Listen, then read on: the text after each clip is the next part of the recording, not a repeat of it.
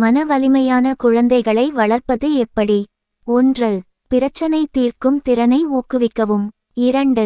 உணர்ச்சி ரீதியான மீள்தன்மையை கற்பிக்கவும். 3. முயற்சியை பாராட்டுங்கள், முடிவுகளை மட்டுமல்ல. 4. அவை தோல்வியடையட்டும். 5. சுய ஒழுக்கத்தை கற்பிக்கவும். 6. வளர்ச்சி மனநிலையை ஊக்குவிக்கவும். 7. ஆரோக்கியமான எல்லைகளை அமைக்கவும். 8. மாதிரி மன வலிமை. 9. சவால்களை இயல்பாக்குங்கள். 10. நன்றியுணர்வை கற்பிக்கவும். 11. சுதந்திரத்தை ஊக்குவிக்கவும். 12.